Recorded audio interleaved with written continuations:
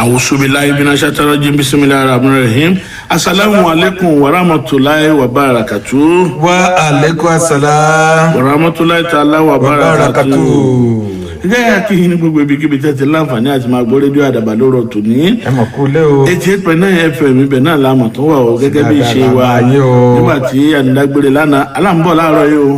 Lójú fi séèyàn ọlọ́run ọba mi sì gbà bẹ́ẹ̀ lọ́ba gbà wọlé pámú oníkòsí ti fi séèyàn ó ní ìtẹ̀gùn àrọ́ ti rọ̀ mọ́. Ó sọ bẹ́ẹ̀. Ọlọ́run ló sọ bẹ́ẹ̀ ló ìtẹ̀gùn àrọ́ ti rọ̀ mọ́ wọn. Bẹ́ẹ̀ ni ó ní torí pé àṣẹ wa ń tìrèké ó lè tẹ̀gùn torí kò ṣe báyìí tìlá kọ̀ ṣe ọlọ́mọdé mọ́ṣẹ́ lọ́wọ́ lá ní kò ṣe dídágbà ló mọ́ṣẹ́ lọ́wọ́ á ní kò ṣe bẹ́ẹ̀ ni ó ní torí pé tìjì mẹ́rin ní ṣe láwùjọ ọ̀bọ onítàkẹsẹ̀ ní ṣe láwùjọ múná ọlọ́run àwọn ìyẹn bọ́ lọ́dọ̀ gbogbo ẹ̀ àwọn ìyẹn wà ní tí tó ń dábàá ni ọlọ́run lọ́dọ̀ bàbá ti ṣe ara bàbá ti ṣe ara gbà ti ṣe ara bàbá ti ṣe ara kedere. adúgbò ayé bàbá lógo. bàbá ń ṣe ara ọlọ́run tó lè máa sọ̀rọ̀ tó yẹ ṣe ìṣe ara àti tẹ̀ ìyanu nìyẹn. tó yọdún káàdé mọ̀mọ́ ń gbọ́. àwọn túmọ̀ títí dẹ́sẹ̀ àwọn nù gbọ́ bẹ́ẹ̀ ṣé a lè mọ bí a ṣe máa tètè múṣẹ́ tòní ṣe torí omi ń bẹ lámù fún wa o. bíi kàsí kan. jìbìjìbì jagbajagba. ó ga. gbàdúgbàdúgbà tuntun kí o tò ní káyọ̀tì ya múṣẹ́ ṣe báyìí. jẹ́yà tètè sẹ́lẹ̀ tá bàbá rẹ̀ àwọn tí ń rákò bí gbàtẹ́kùtẹ́ bá fẹ́ jẹ gàrí. ọlọ́wọ́ sọ̀yọ̀ lọ́wọ́ wọn bí o. àti máa gbogbo àwọn tí orí wọn jẹ báyìí láti kọ́ mọ́ fi fìlà dé kọ́ mọ́ dà nẹ́tíwọ́ọ̀kì torí gbàdá máa gbà kọ́. ó dà jáde àgbọ̀gbọ̀. ọ̀nà kan ṣoṣo tá a lè gbà dá omi tó dára mọ̀ ní kó wà tasteless, colourless and odorless.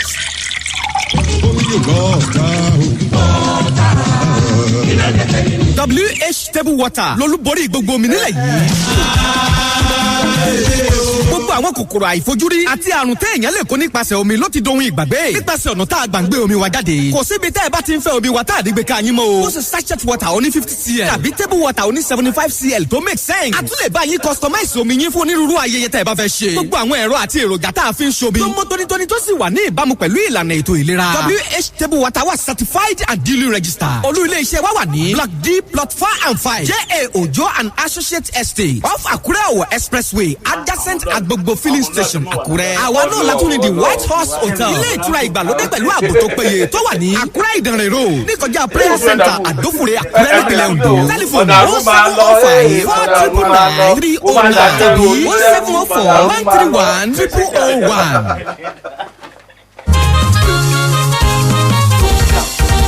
Signal Strength Communications tún dé èrìn lákàtàbú jàbí ìjíwọ̀lú tọ̀tẹ̀ tún ga ó gbóná fẹlifẹli ẹ̀dínwó rẹpẹtẹ lórí GoTV ní ẹ̀bùn ọdún àjíǹde ó gọ̀ǹtì ọ GoTV Star Promo làkúnyẹ Signal Strength Communications nìkan ló tó bẹ́ẹ̀ 6,900 naira péré ní GoTV báyìí o tí ó sì bẹ̀rẹ̀ sí ní wò ó lọ́fẹ̀ẹ́ lọ́fọ̀ fọ́pọ̀lọpọ̀ ọjọ́ láìsí sílẹ̀ kan bá ń bá rí ibẹ̀ gbẹ́ni pé GoTV Star Promo yóò fún ọ láǹfààní láti jẹ àwọn ẹ̀bùn ràbàǹdẹ̀ bíi tẹlifíṣàn deep freezer generator washing machine àtàwọn ọ̀pọ̀lọpọ̀ ẹ̀bùn gbà má bínú tó kúnlẹ̀ rẹpẹtẹ láti bá wọn jẹ̀bùn ọdún àjíǹde yìí yàsẹ́ ìkéyìí iléeṣẹ́ Signal Strength Communications tó bá súnmọ́ jùlọ bíi nọ́mbà 93 Signal Strength House Ajílósùn Adó Èkìtì nípínlẹ̀ Èkìtì àti nọ́mbà 123 Hospital Road adjacent Aquinas College Àkúrẹ́ àti nọ́mbà 77 Omotayo Shopping Complex opposite Baba Ajásin House Òkè Ògùn Ọ̀wọ̀ tó fi mọ́ CJ24 Amazing Grace Plaza tó wà ní Jubilee Road lẹ́gbẹ̀ẹ́ Polaris Bank Ìkàrí Àkókò nípínlẹ̀ Ondo fọ́pọ̀ àlàyé 0803-408-3280 GoTV Star Promo má jẹ́ káǹfààní yóò fò ọrù àdéhùn àti ọ̀rọ̀ àjọsọ ń bẹ̀ o Signal Strength Communications ló mú ìkéde yìí wá.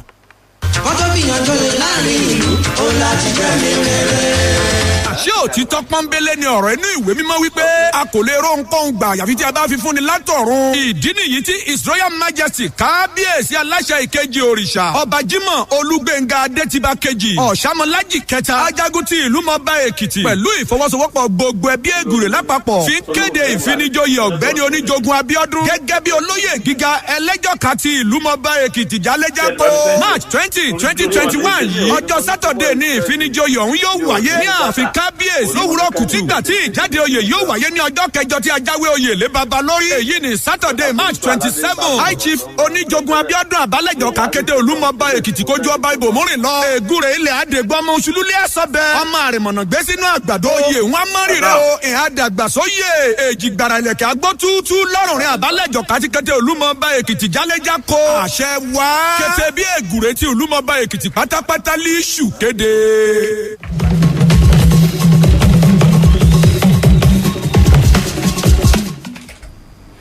tó Bíọ́dún kó jẹ́ yára tèmú ṣe tòní ṣe. iṣẹ́ ti yá ẹ̀dẹ̀ gan mo ti ro gẹ́mgẹ́m báyìí. èèwọ̀ kí á ní kìnìjàre ní ẹtí ro gẹ́mgẹ́m báyìí gẹ́mgẹ́m báyìí tó bá jẹ́ gẹ́mgẹ́m lóró jẹ́ kẹ́mi náà ró gẹ́mgẹ́m torí abọ́ méjèèjì lórí àgbá gẹ́mù kò sí fi ṣe èèyàn àlọ́ láṣìírí ọ̀ láṣìírí nìkan.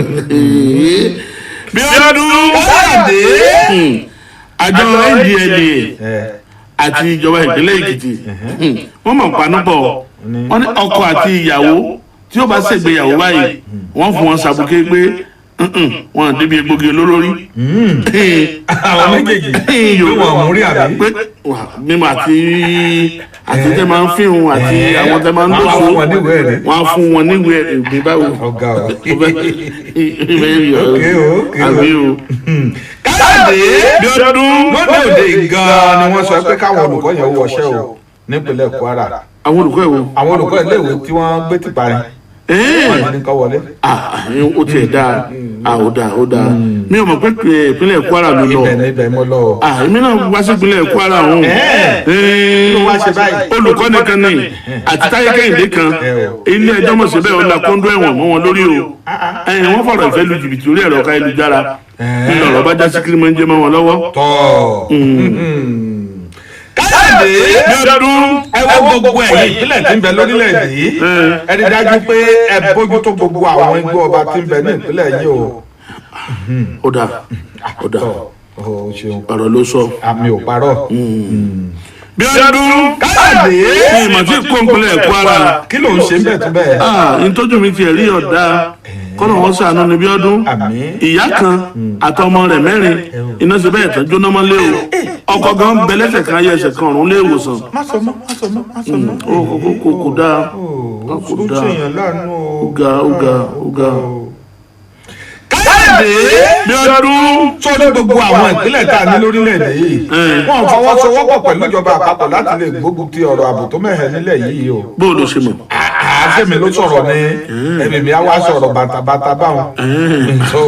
èmi náà wo pé ọpọlọ ẹ ò gbé àti sọ̀rọ̀ ọpọlọ mi ò tó yẹn mo mọ̀ ètò ọpọlọ ẹ bá gbé màá sọ fún ẹ ní ìsín. ilé ìtumọ̀ yẹ. ó jẹ́ tẹ̀síwájú. Bíọ́dún Káyọ̀dé kí la ti ṣèyí sí báyìí àrọ̀nà ìwọlé oníkò yóò sinmi ogun àwọn agbébọn mọ̀ ní wọ́n tún ṣẹ̀mí àwọn ọmọ ogun ojú omi mẹ́rin ní kúkúrú ẹ̀mí àwọn ọlọ́pàá mẹ́ta wọ́n tún ṣe bẹ́ẹ̀ wọ́n tún dalẹ́ gbọdọ̀ nípínlẹ̀ Anambra. èyí Ọlọ́run ṣàánú wa báyìí. ó ga kí ni gbogbo ilé ìbáyìí o. ó ga jàre.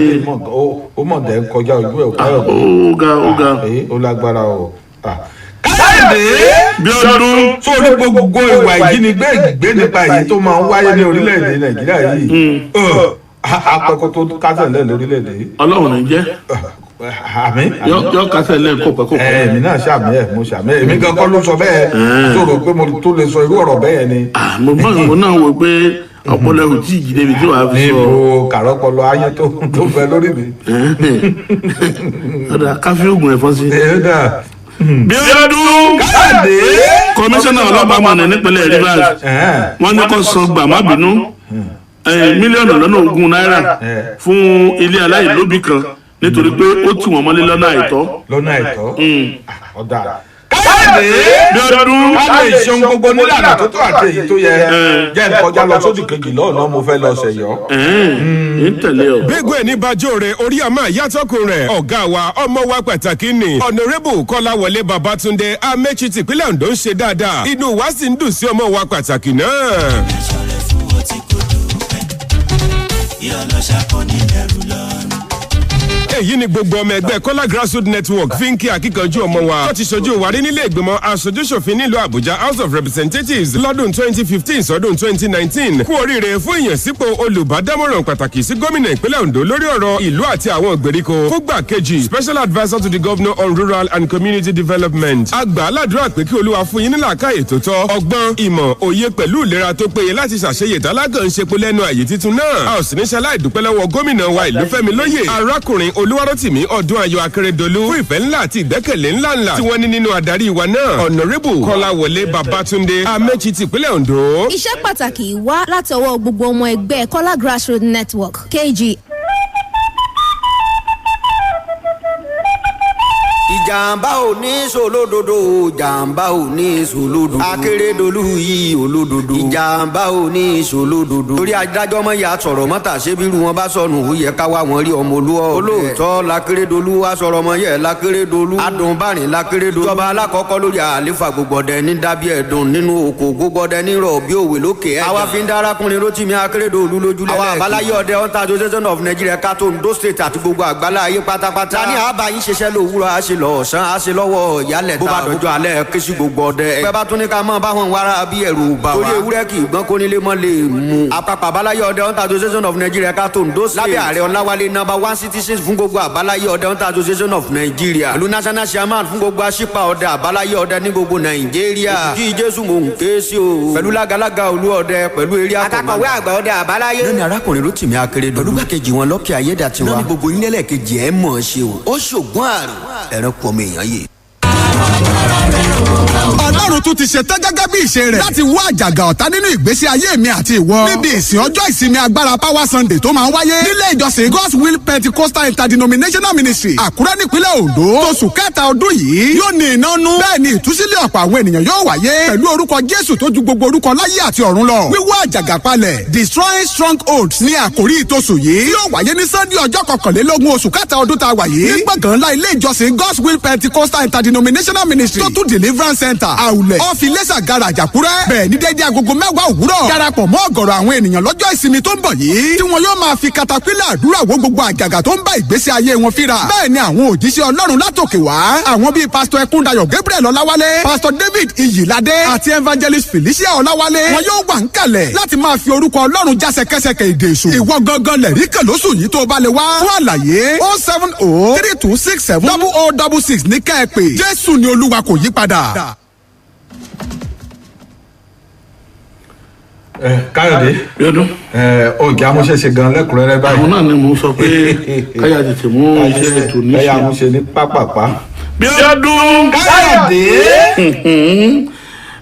jẹ́ nkọ́kọ́ dé ìpínlẹ̀ Èkìtì náà. ó dáa káàbọ̀. àjọ tí ń gbógun ti ìlòkulò egbògi olóró ṣíṣe fàyàwọ́ àti gbígbé ohun títà rẹ̀ NDLEA pẹ̀lú ìjọba ìpínlẹ̀ Èkìtì iná mọ̀ sí bẹ́ẹ̀ tán ti fi ìgbà náà kan ṣoṣo ṣọ̀já láti rí i wípé wọ́n máa fún ọkọ àtìyàwó tuntun tó bá tẹ̀ fẹ́ ṣe ìgbéyàwó ní ìwé ẹ̀rí wípé kò sí àpá egbògi olóró lára lọ́kọláya ọ̀hún léyìí tó tún jẹ́ ọ̀nà kan tí wọ́n fi máa mú kí ẹsẹ̀ ìgbéyàwó kó wà ní rìnrìnlẹ̀ àti kó wà ní mímọ́ pípé bẹ́ẹ̀ kẹ̀ wọ́n jẹ́ ìjọba ìpínlẹ̀ Èkìtì àti àjọ NDLEA náà wọ́n fi gbàdúrà oṣù ṣọ̀já lórí ọ̀rọ̀ yìí pẹ̀lú àwọn ẹni ọ̀rọ̀ kan láti lè rí dájú wípé wọ́n gbógun ti bí àwọn èèyàn bí wọ́n ṣe ń lo ìlòkulò egbògi olóró láwùjọ bẹ́ẹ̀ kẹ̀ ni wọ́n tó sọ wípé gbogbo àwọn bí wọ́n ṣe ń lo egbògi olóró àti pé ọkọ àti ìyàwó tí ìgbéyàwó ò ní pẹ́ lọ́pọ̀ tó jẹ́ pé gbogbo rẹ̀ ó di pẹ́ ìtùká ẹni wọ́n wà gbòdẹ́kùn fún o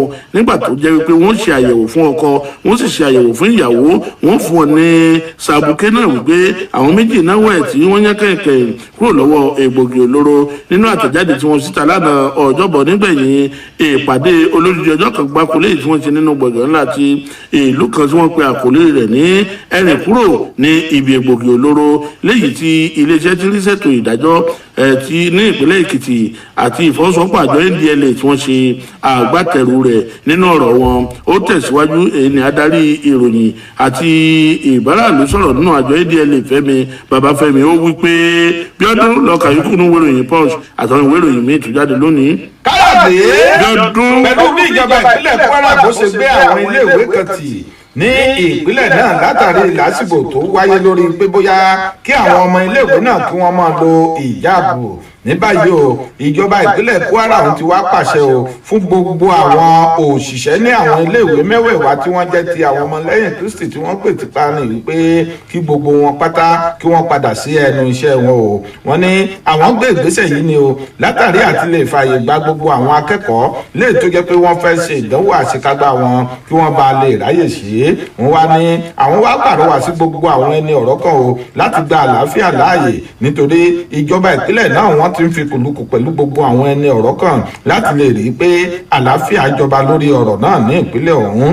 Nígbà tó ń sọ̀rọ̀ náà alága àjọ tó ń rí sí àwọn iléèwé girama ní ìpínlẹ̀ náà tá a mọ̀ sí tescom ìyẹn Malam Bello Tawhid Abubakar ló kéde ọ̀rọ̀ yìí lórúkọ ìjọba ìpínlẹ̀ náà. Ó ní títí dìgbà tí wọn yóò fi yanjú gbogbo ọ̀rọ̀ ọ̀hún kí kálukú kí wọ́n so àgbéjẹmọ́ ọwọ́ wọn o. ẹ wo ẹ̀kúnrẹ́rẹ́ gbogbo ìròyìn náà ẹ kọjá lọ sínú ìwé ìròyìn Daily Post kẹ́ ẹ lọ kà á. bí ọdún onídàájọ́ Adélékè Akínpẹ̀lú ẹni mọ̀mọ́ wá bá nípínlẹ̀ Kwara báyìí lẹ́ni tó wà ní ilé ẹjọ́ gíga ti ìpínlẹ̀ Kwara tó fi kalẹ̀ sí ìlú Ìlọrin lórí ẹjọ́ tó dá olùkọ́ni àti àwọn ìbejì kan.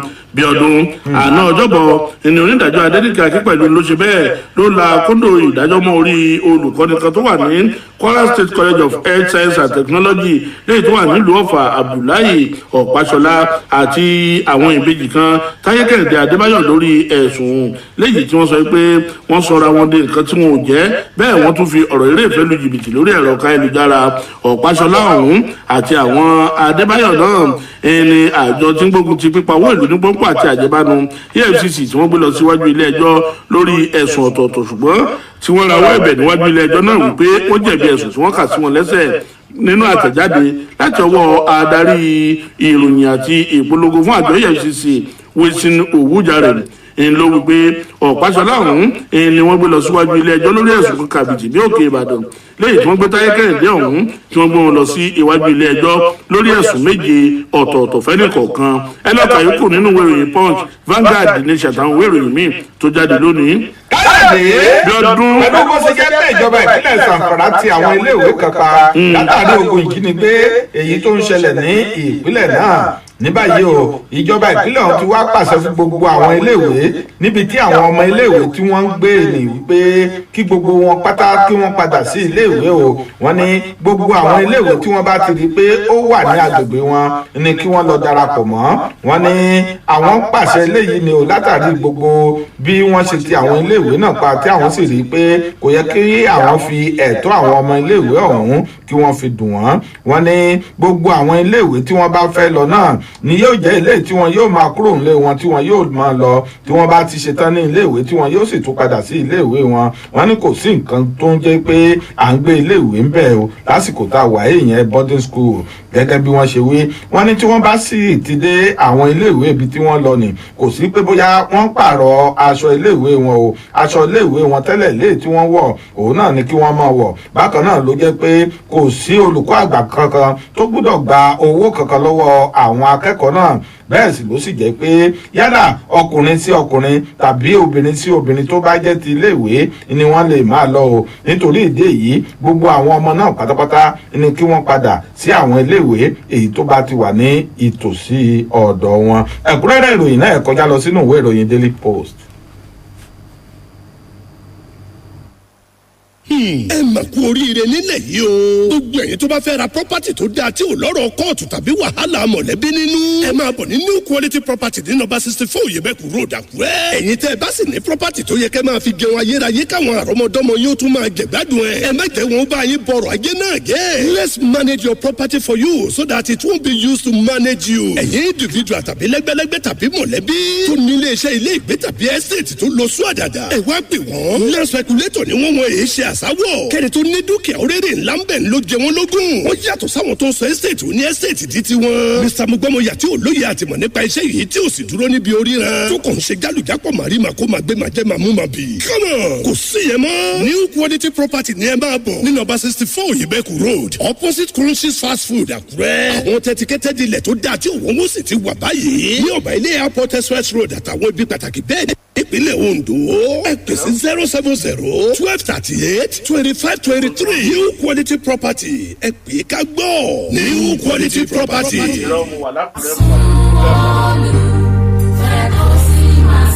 èyí làpapọ̀ àwọn ẹbí emmanuel adéjùwọ̀n kú tẹ̀lú fi ń kéde ayẹyẹ ìsìnkú alàgbà james ìjọ adéjùwọ̀n kú tẹ̀lú ẹni tó jọ́lọ́ nípè lọ́mọ ọdún mẹ́tàdínláàdọ́rùn lókè pẹ́ bẹ́tọ̀ ìsìnkú ọ̀hún yóò ṣe lọ nìyí o thursday ọjọ́ àlàmísì láago mọ́kànlá òwúrọ̀ lòkú yóò ti wà ní tẹ́ẹ̀yẹ nílé rẹ̀ tó wà ní ce/32d asia quarters nílùú kàrẹ́ àkókò lẹ́yìn tí wọ́n bá ti lọ gbé kúrò ní mọ́ṣúárì inland medical center ìrọ̀lẹ́ ọjọ́ yìí kan náà lè tó ìsìn àṣálẹ́ orin onígbàgbọ́dà nílé olóògbé ọ̀hún tó wà ní ẹ̀yìn muslim primary school asia ìkàrẹ́ àkókò aago mẹ́jọ òwúrọ̀ ọjọ́ friday march 26 ara bàbá yóò wọ ká ilẹ̀ so ilé rẹ̀ kan náà ilé ìjọsìn cac òkè ìgbàlà ìkàrẹ́ àkókò lẹ́tọ̀ ìsìn ìjádòkú yóò ti máa wáyé o láago mẹ́wàá òwúrọ̀ gbàgede ìṣeré tó wà ní asia primary school lẹ́tọ̀ ìgbàlejò àtijọ́ ẹni ọmọsìn lóbímọ yóò ti máa sọkútù wọ́wọ́wọ́ káre o alàgbà james òjò adéjùwọ̀n kútẹ̀lú. ọmọ òkèdè ìgbúkú ìbò yìí mọ ọjà àwọ ọmọ gbàsẹgbàsẹ yéé ṣe obìnrin ọyìn ọmọ àdó bàbà àjọgẹdẹ sun ọjọ olúṣù ọmọ iléeṣẹ láàwọ ọmọ àwẹyẹwẹ kókó ọṣẹ ọmọ olùkàrẹ àlè ọmọ olókè méjì takọtabo. àwọn ọmọ àtọmọmọ ló ń kéde ló kọ gbogbo ẹbí pátá.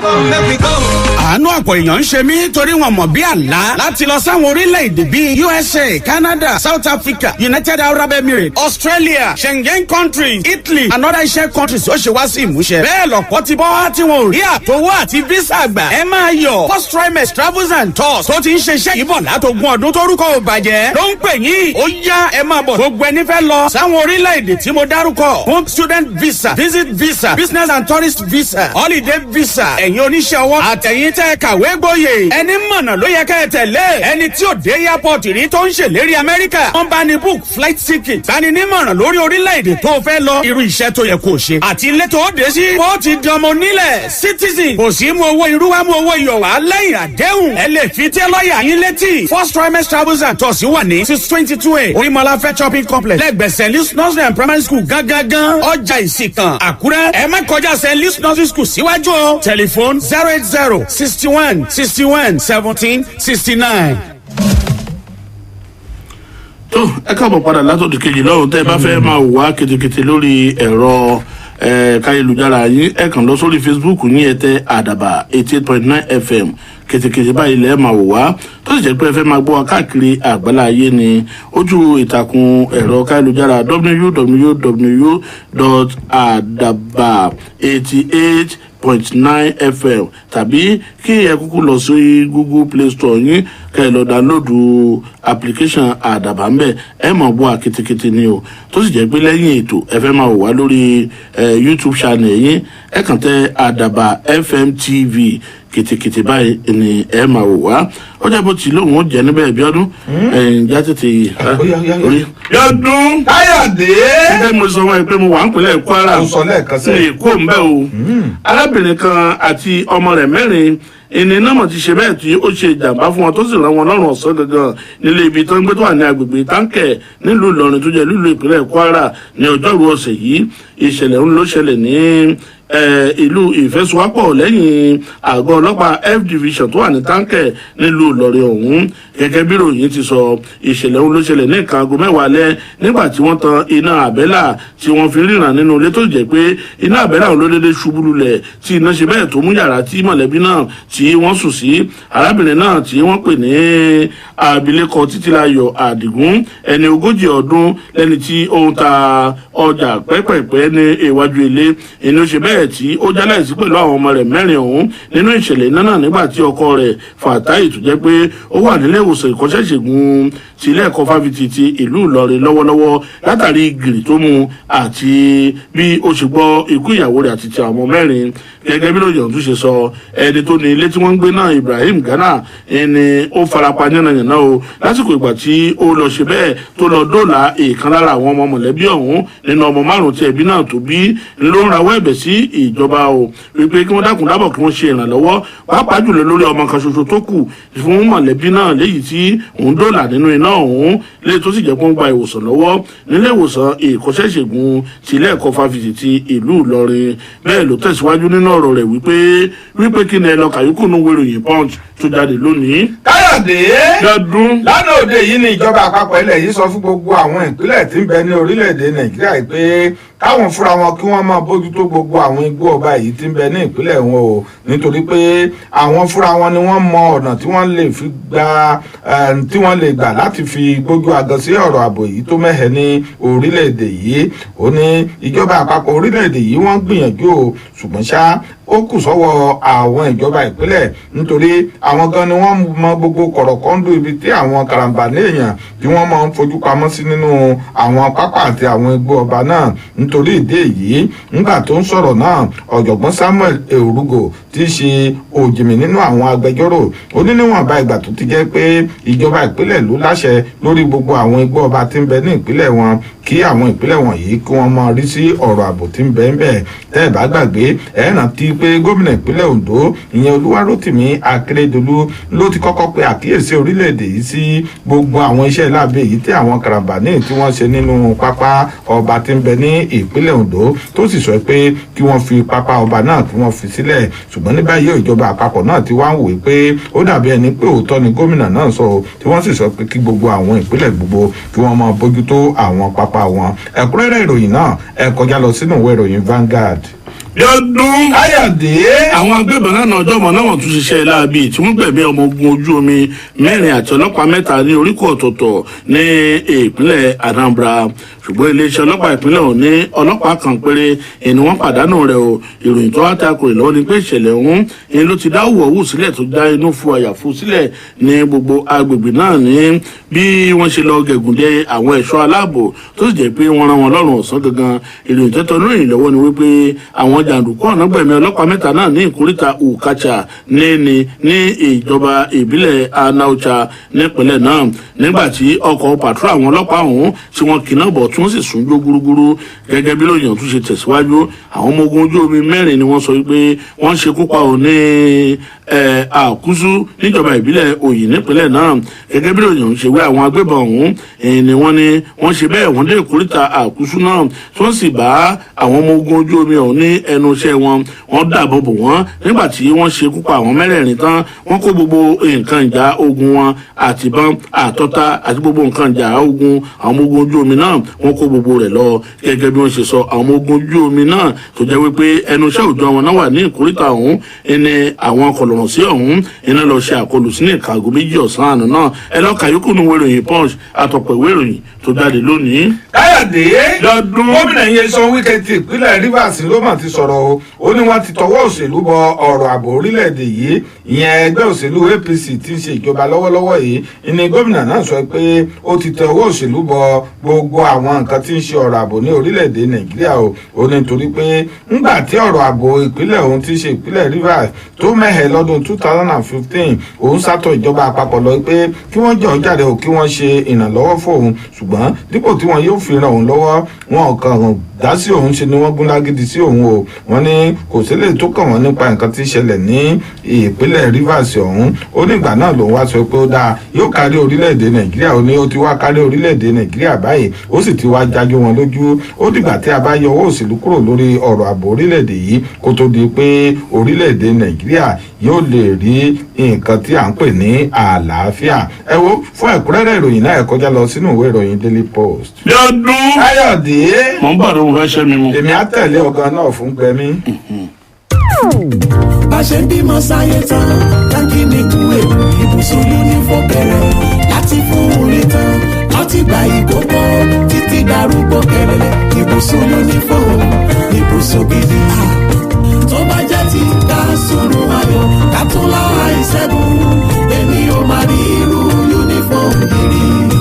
yé o ibùsùn ayọ̀ látọmọ ìkókó uniform ọmọ orin uniform ọmọléèwé uniform àgbàlagbà uniform àtàrúgbó uniform ibùsùn tó péye láti tayọ níbikíbi uniform. èrò wa ni láti bá ẹ dọ́gba ṣèrànwọ́ lórí èròǹgbà rẹ láti tayọ níbikíbi láti ìgbà ìkókó títí darúgbó kẹlẹlẹ ní tìmùtìmù uniform ti ṣètò bánirẹ fún ọ láti mú àlá rẹ wá sí ìmúṣẹ sún fọkànbalẹ̀ láti tayọ náírà ìtura láti mú èrò rẹ wá sí ìmúṣẹ tìmùtìmù uniform ló nílò 07068 24 5523. láti tayọ níbikíbi uniform.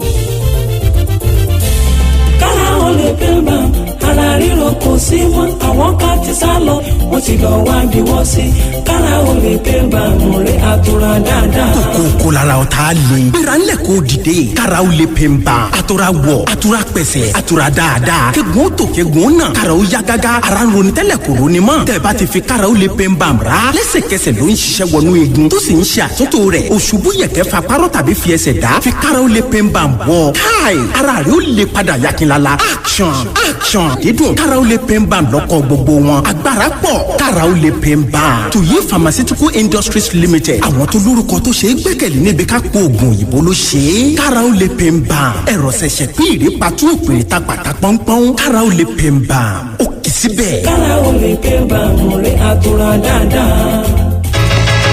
béèyàn bá ń ṣiṣẹ́ tó dàbí ẹni pé fẹ́ rẹra díẹ̀ tó sì ń wáyè láti sinmi tàbí rẹjú. ọ̀rẹ́ kí ló ń ṣe ẹ́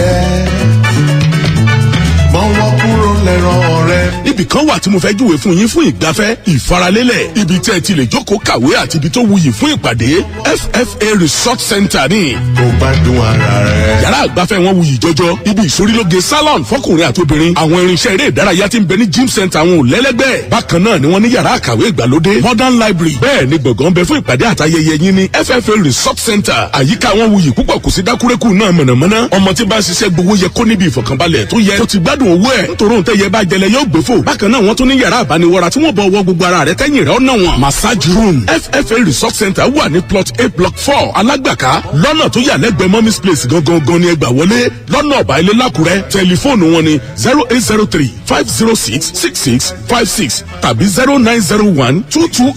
0901-228-2280. máa bọ̀ ní FFA Resort Center lónìí kígbà rẹ̀ ó lè dọ̀tun. Evergreen Stationery Warehouse. Evergreen. Ọ̀gá ni Evergreen nínú káta stationery sì nílẹ̀ yìí. Evergreen ló ní àwọn ọjà wọ̀nyí ní káwọn tó lẹ́ẹ̀dínwó tó rọ̀jú jùlọ. bẹ̀rẹ̀ látòrí A4 papers, big notes, diaries, pen, biro, pencil, drawing board, whiteboard, calculator lóríṣiríṣi, bíbélì àtàwọn ohun èlò ẹ̀kọ́ gbogbo nílé ìwé. Evergreen ló ń supply laminating materials direct láti ọ̀dọ̀ àwọn manufacturer ní wọ́n rọ́jà tiwọn. òun lówó wọn fi rọlẹ̀ jù ní gbogbo agbègbè yìí. ẹ má wulẹ̀ rè kó ẹ má rè bàdàn mọ́. Evergreen ti wà fún wa pẹ̀lú ẹ̀dínwó tó rọrùn jù. iye tí wọ́n ń tà lẹ́kọ̀ọ́ náà lẹ́ máa bọ́jà ní dọ́sídọ́sí bọ́ndù package trailer. tẹ́ ẹ bá ra àjàtọ̀ wọn láwọn ọkọ̀ àjàgbé tí ó bá yín kẹ́rù débikíbi tẹ́ ẹ bá lọ ní Nàìjíríà. Evergreen Stationery Warehouse ó kalẹ̀ gàgàrà sí nọ́mbà 22 Oyèmẹ́kù Road nítòsí Cathedral Junction Àkúrẹ́. tẹlifon 08165316655 tàbí 08038554422. Evergreen Stationery Warehouse ló ń ta ọjà tó quality jù pẹ̀lú owó tó rọlẹ̀ jù.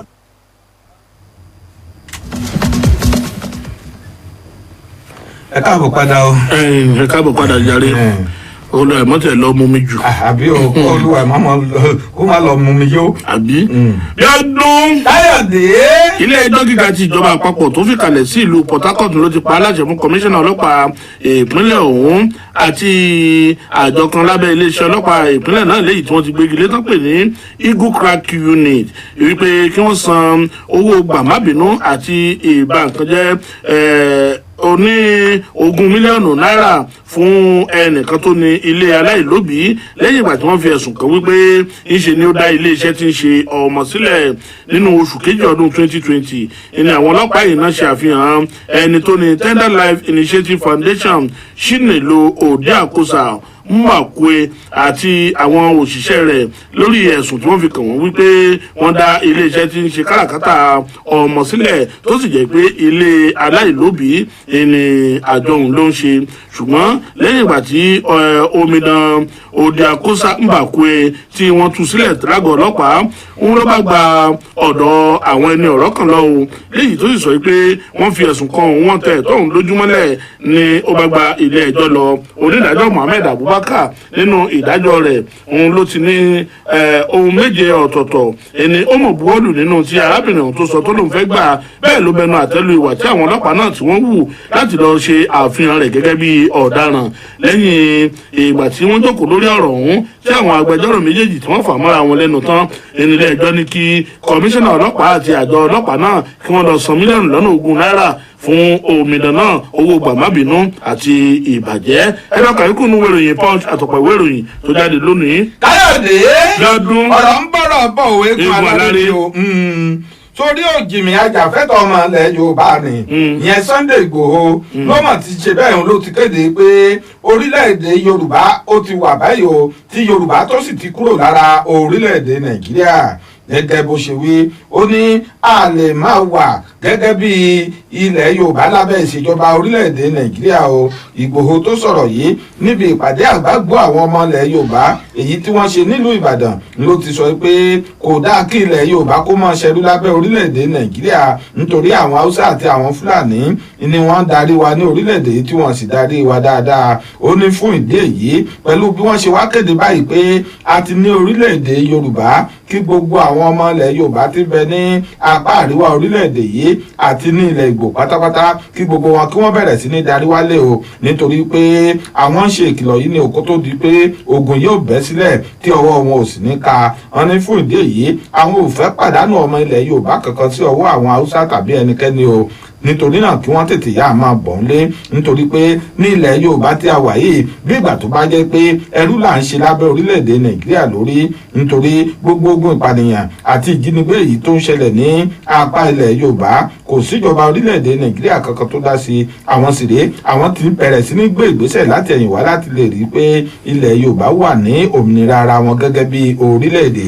tẹ́ ẹ̀ bá sì gbàgbé àwọn kan ni wọ́n ti ń ṣe iṣẹ́ takuntakun o láti lè rí i pé ilẹ̀ yorùbá dá dúró kódà wọ́n ti ní orin ìbílẹ̀ wọn owó tí wọn yóò máa ná wọn ti ṣe é ìwé òfin wọn gan wọn ti ṣe o tó sì jẹ́ pé gbèdéke tí wọ́n sọ pé wọ́n fún ìjọba àpapọ̀ orílẹ̀-èdè yìí ó ti parí láti nǹkan bíi ọjọ́ 16 oṣù kẹta ọdún tí a wà yìí ẹ wo fún ẹ̀kúnrẹ́rẹ́ ìròyìn náà ẹ kọjá lọ sínú ìwé ìròyìn Daily Post. lọ́dún káyọ̀dé àti súnmi láti pẹ̀kẹ́lu àwọn ọ̀rọ̀ kan jẹ́ àti súnmọ́ bẹ̀ báyìí àwọn iléeṣẹ́ ọlọ́pàá mọ̀ ti fi tàkútò fi gbé arákùnrin kan ọdún márùndínlógójì látàrí wípé ó yìnbọn mọ́ ayálégbé rẹ̀ tó jẹ́ obìnrin iléeṣẹ́ ọlọ́pàá ìpínlẹ̀ Ògùn ló ti fi tàkútì òfin gbé arákùnrin ẹni ọdún márùndínlógójì kan Obìnrin Kalu lórí ẹ̀sùn pé ó yìnbọn mọ́ alájọgbélé rẹ̀ Adijat Balógun ní ìhà ọ̀tún gẹ́gẹ́ bí ìròyìn ọ̀hún ṣe sọ afurasí náà ni wọ́n sọ pé ó lọ kẹ́lẹ́kẹ́lẹ́ wọ yàrá arábìnrin náà nígbà tí ọmọbìnrin tó wà lójú oorun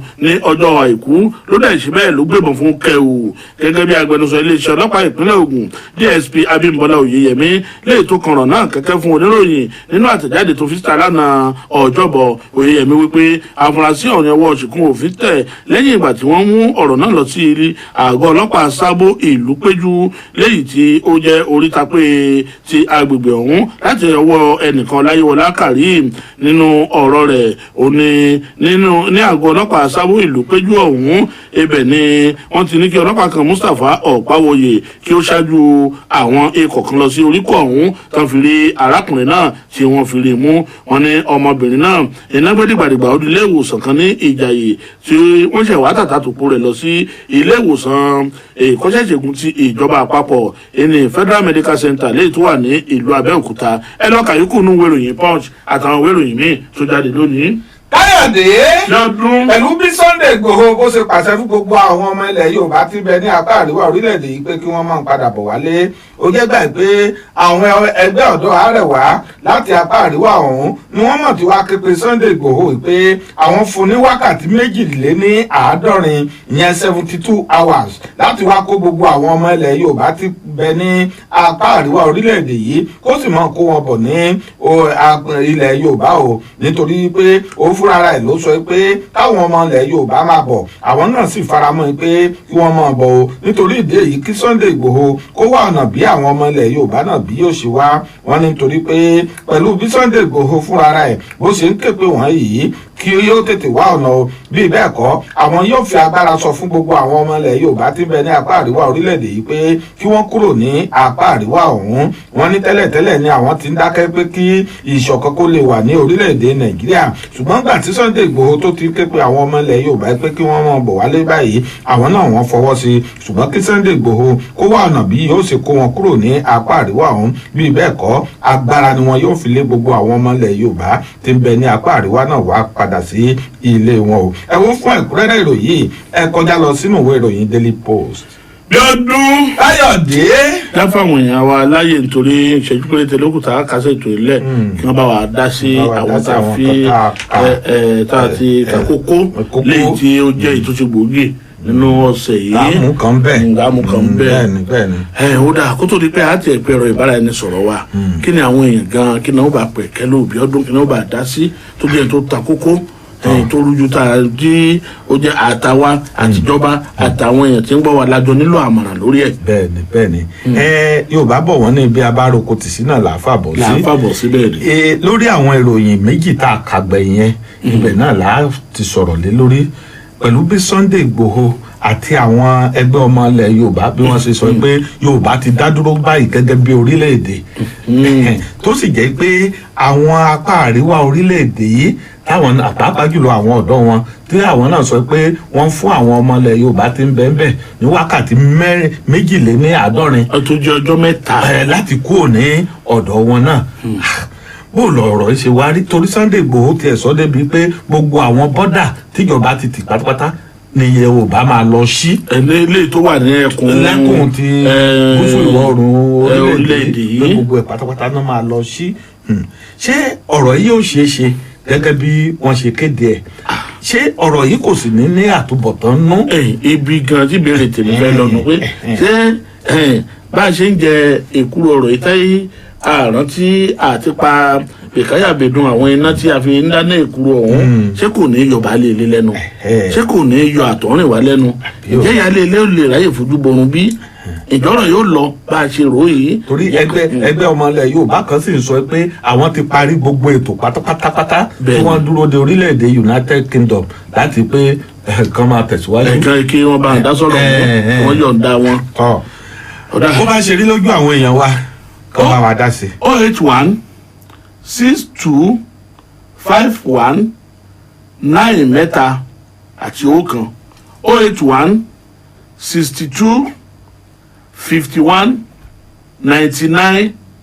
08162519991 àti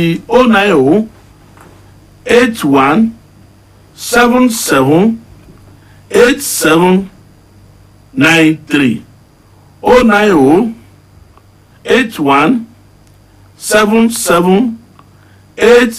09081778793 ẹni ojú òpó tí ẹ bá fi pẹ̀kẹ́lu ọ̀rọ̀ yìí. tọ́ ó jẹ́ bó ti jẹ́ o.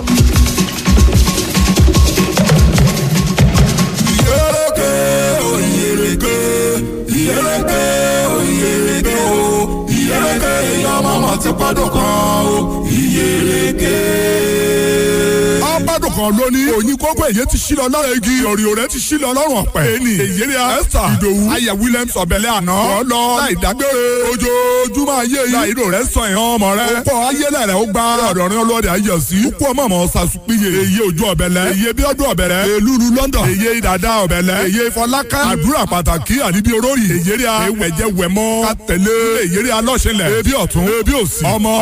Àti aya rẹ̀. Títí dórí ìhà àná rẹ̀. Ọ̀ṣẹ́lédè lẹ́yìn rẹ̀ o. Èyí rí èyí lòkàlòkà. Èyí kéèmù ọ̀rọ̀ yẹn ọmọ rẹ̀ ṣíré. Mùsùlùmí èyí ọmọ. Ẹlẹ́ láyọ̀ ọmọ erin wù. Ọmọ ojúlé la. Ọmọ ọ̀bọ̀lọ́mọ mẹ́sàn pẹ́. Ẹkùn jẹ̀jẹ̀ kọ́lọ́mọ kéèyàn yọ̀ kó dìre ní ṣẹ̀rẹ̀kẹ́ ṣẹ̀ṣẹ̀. Kọ̀kọ́ kó dùsùkù sọ́lọ́mọ. Ọmọ olè kẹta ń tọpọtọpọtọpọ. Àgùntàn mẹ́ta ọ̀rùn dún. Ẹrin láàrẹ̀ lù. Bọ́bá ti lé kan. Ẹlu apájẹ. Bọ́bá ti dẹ̀ kan. Ẹlu awọsí. Ayọ̀ ọ̀bẹ̀lẹ̀ olú aṣọmọgbájá. Àpapọ̀ yẹn ọmọ. Àtọmọmọ. Yọ̀ọ́lì kéde bọ̀. Ní èyí ni Esther Ìdòwú. Aya Williams. Ọ̀bẹ̀lẹ̀. Ọmọ tó pọ́dún kan. Ọdún lọ.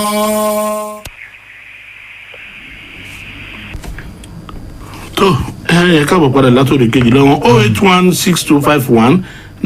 08162519991 àti 09081778793 ní ojú òkú tí ẹ bá fi pẹ̀kẹ́ lu tí a sọ kalẹ̀ bí ọdún. Káyọ̀dé. bí ọdún. ẹ máa pé ètò. ẹ ṣeun. ohun Ṣẹ́gun Adéyẹfà lẹ̀ ń gbọ́ láti ìbòrè ilé. ẹ ṣeun. Mo dúpẹ́ lọ́wọ́ fún àgbékalẹ̀ yín láàárọ̀ yìí o.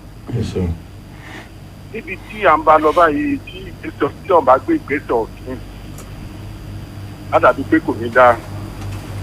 Bí nǹkan tí mo kàn fẹ́ sọ fún àwọn ọmọ Yorùbá ò ní pé ní àsìkò tí a wà yìí ló yẹ kí a mọ̀ ẹgbẹ́ òkè òyìn kan tó yẹ ká ṣe nìyí nǹkan tó yẹ ká ṣe nìyí. Tá bá ṣe dáa á mà tó wa nílẹ̀ Yorùbá. Tá a bá dẹ̀ tún ṣe dáa àwa náà ló máa jìyà ẹ ó fẹ́ tàkà tètè yá a rò ó dáadáa ká mọ ìgbésẹ̀ tá a máa gbé láti lè jẹ́ kí ilẹ̀ Yorùbá kó dá dúró ẹ ṣe ẹ̀kú ètò. ẹ ṣe o àdúpẹ́. 081 6251 9991. bí ọdún. káyọ̀dé. àkójúmọ́ o. ẹ kú ètò. ẹ ṣeun. ọ̀rọ̀ tẹ ní ká dá sí ìbéèrè mi kàn fẹ́ béèrè lọ́wọ́ Ìgbòho kí ìpàdé wo náà aṣáájú Yorùbá jọ sọ pé n tó fi gbé jáde nù àwọn wo làgbàlagbà ní Yorùbá tí wọ́n jọ ṣèpàdé yìí ṣé kì í ṣe pé bọ́yá ń fowó ara wa fantọ́lọ́run fi fún wa pé ká sì bọ̀rùn báyìí torí ẹni tí ìkéde pé Yorùbá ti dá dúró tẹ̀ ṣe ń sọ ilé mi ń gbọ́ o tọ́ba yìí pé báyìí bá wa láàmú apá lọ ṣé kì í ṣogun ni wọ́n ń kọ́ lẹ́bàá sí báyìí ẹ kú ètò. ẹ ṣeun. ẹ ṣeun. 081 6251 9991 àti. bí ọdún. káyọ̀dé. ẹ kú ètò.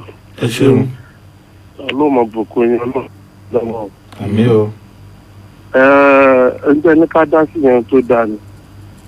ṣẹ́rí tí ẹnu Yorùbá bá kò ọ̀rọ̀ Yorùbá kì í sọ̀rọ̀ òní gbogbo ta ní lórílẹ̀‐èdè Nàìjíríà Yorùbá náà ni ṣùgbọ́n àwọn Yorùbá náà ni wọ́n tún ń dàrú ṣùgbọ́n bí Sunday Igboho ṣe sọ yẹn bí àti ẹ̀kú níbi tí àwọn Yorùbá bá wà ṣùgbọ́n tí a bá tẹnu wá bá kò tí a ní ìmọ̀ kan èdè kan ọ̀rọ̀ kan ẹ rí i pé orílẹ̀‐èdè Nàìjíríà gẹ́gẹ́ bí wọ́n ti sọ àti ìpínlẹ̀ Yorùbá Odùduwà wa yóò wà lókè téńté torí àwọn bàbá wa náà dàrú nígbà tí Biafra wọ́n bẹ̀ sọ́dọ̀ ni pé ọlọ́tẹ̀ ní Yorùbá àwọn ọmọ Ìgbò gan sọ pé ọlọ́tẹ̀ ní Yorùbá ṣùgbọ́n bá ṣe jáde sí láti mọ̀ pé àìṣe ọlọ́tẹ̀ tó ọ̀gbẹ́ni Sunday Igboho lọ́wọ́ alàgbẹ̀rí ló sọ̀rọ̀ láti Ẹdó. ẹ ṣeun. ṣe àdúpẹ́ o. torí àkókò wa kò sẹ́ni kan tá a máa fún láyè kọjá ìṣẹ́jú kan àfi tí o bá ní tó bẹ́ẹ̀ 081 6251 9991 09081 7787. káyọ̀dé. àkójúmọ́. ẹ máa kéde bàbá mi. ta ló ń pè láti wọlé tí ń pè o. orúkọ mi ni wòlíì David Solomon ẹ̀mí bẹ láti ìlú ọ̀kà àkókò mo gbà ní àdúrà ẹ ní ìsọlórúkọ Jésù ohun tí màá sọ lóòótọ́ wọn ti dá sí bọ́tọ̀ ọ̀rọ̀ ààbò yìí ó pàpàjọ ní lógún ó dẹ̀ pàpàjọ gbogbo Nàìjíríà lójú ẹ jọ̀ọ́ káwọn ìjọba wa látòkè dúró pé bẹ́ẹ̀ ni pé ká má ṣe ba làgbà wo ní ká gbà wá ní ìyànjú èmi gẹ́gẹ́ bẹ́ẹ̀ nìkan mo gba gbogbo àwọn aṣáájú àwọn olórí wa ní òkè ní ìyànjú pé kí wọ́n bá wa bójútó ọ̀rọ̀ ààbò lórílẹ̀‐èdè Nàìjíríà nítorí pé gbogbo kankan tó ṣẹlẹ̀ lẹ́nìí èmi wọ́n pànìyàn ni wọ́n jiyàn gbé ó jẹ́ ìbẹ̀rù fún àwa nítorí pé mo gbọ́ ládùúrà Nàìjíríà ní dàrú ẹ kú ètò sà. ẹ ṣe àdúpẹ́ o. hello. yọdún. káyọ̀dé. ẹ kojúmọ́. ẹ sà. ta ló ń pè láti ibùdó tí ń pè. láti Àkúrẹ́ ní Àlàbá láti Àkúrẹ́. nǹkan tèmi tí mo fẹ́ sọ sọ̀rọ̀ Sunday Igboho ni pé àmọ́ tó wá da àmọ́ tí ọ̀rọ̀ àwọn Yorùbá wa ti kò ó ti tán tẹ́lẹ̀ bá ti kò ó ti tán ó da ká fẹ́ ṣe pín ẹ ṣe. ẹ ṣe o mo dúpẹ́. hello. yọdún. ẹ máa kúrò tó bàbá mi. ẹ ṣeun ṣeun. ọmọọba Túndé láti Súpárì Àkókò. ohun tó mi fẹ́ sọ lórí ọ̀rọ̀ yìí ni wípé ṣe rí ọ̀rọ̀ tí Sunday Igboho sọ ọ̀rọ̀ tó dáa ni ṣùgbọ́n tí Buhari ò bá tún lè ní ìgbésẹ̀ láti gbé lórí ọ̀tún ṣẹlẹ̀ ní Nàìjíríà bí àìsí ààbò tó bá ń pín ipò kò pín kó ráìmù tó bá ti lè ṣàtúnṣe sí gbogbo kíní wọ̀nyí tí Yorùbá kó dá dúró tó bó ti yé mi sí nìyẹn ẹ kú ètò. ẹ ṣeun. 081 6251 9991 àti 09081 778793. hello. yọdún. Káyọ̀dé. Olúbùnmi ló ń sáyé sọ̀rọ̀ láti Òdìgbò. ẹ ṣeun. ẹ kú ètò. dúpẹ́. bàbá àkàbàrà dọ̀tún. àmín.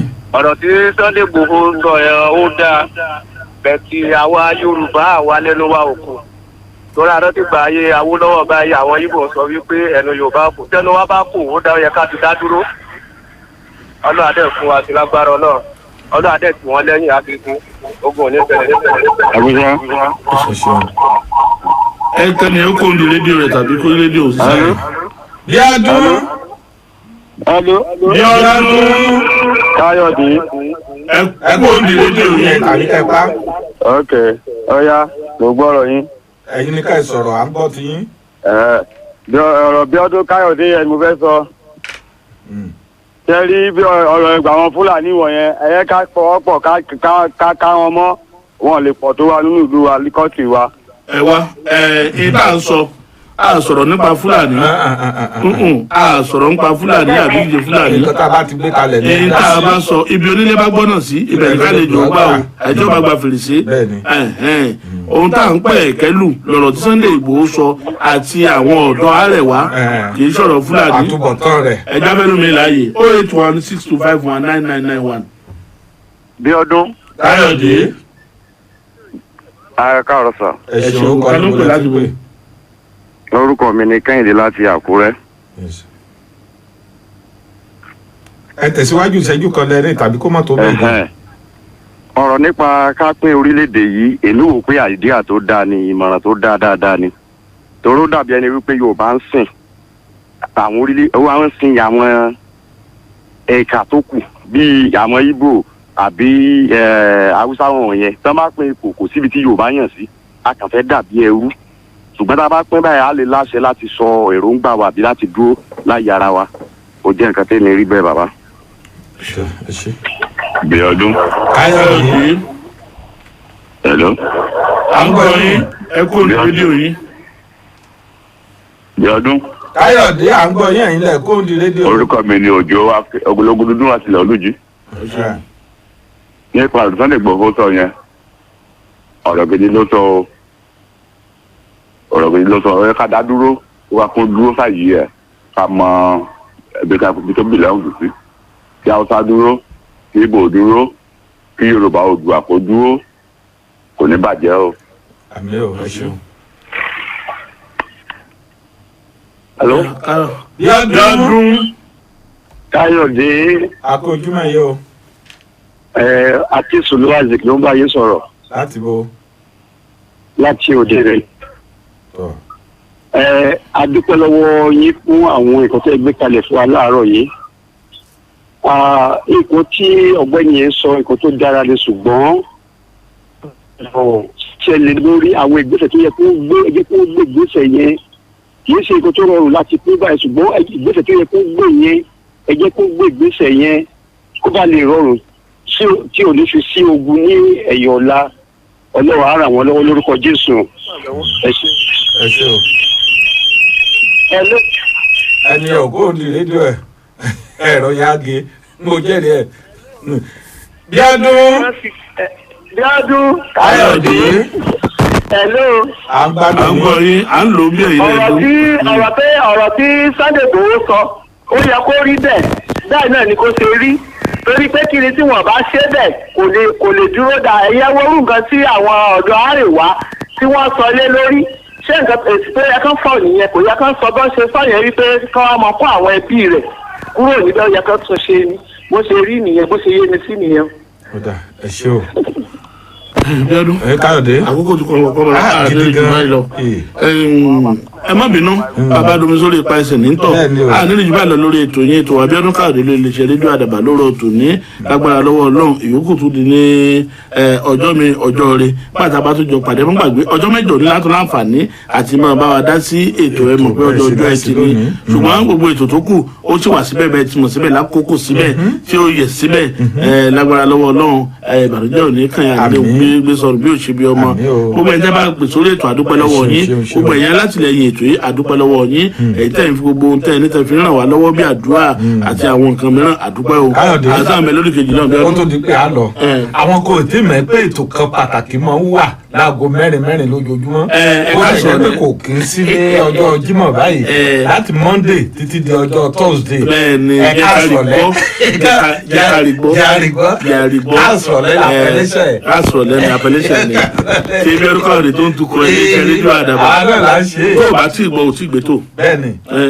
ní ìdàtí polongo mọ́ ọmọ pé aago mẹ́rin àwọn èèyàn ní kò ní rédíò wọn.